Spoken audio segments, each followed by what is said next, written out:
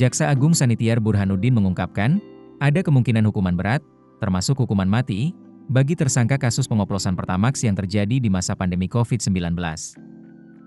Pasalnya, mereka melakukan perbuatan korupsi dalam situasi COVID-19, sehingga hukumannya akan lebih berat.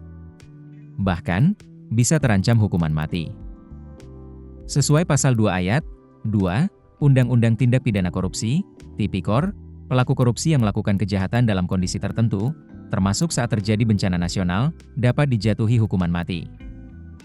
Dalam beberapa kasus, pelaku korupsi yang menyalahgunakan dana penanganan selama pandemi COVID-19 telah menerima hukuman maksimal. Untuk diketahui, kasus pengoplosan Pertamax yang sedang diselidiki ini diduga melibatkan unsur korupsi yang berpotensi merugikan negara dan masyarakat luas, terutama di tengah situasi darurat pandemi COVID-19. Kejahatan yang dilakukan dalam kondisi darurat seperti pandemi dapat menjadi faktor pemberat dalam putusan hukum.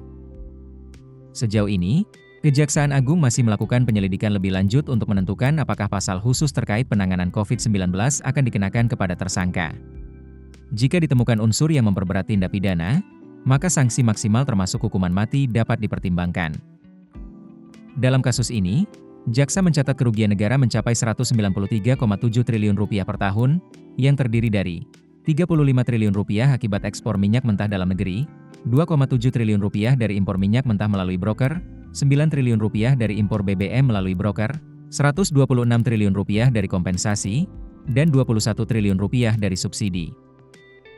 Jika angka tersebut relatif stabil selama 5 tahun, total kerugian negara dari kasus ini berpotensi mencapai Rp900 triliun.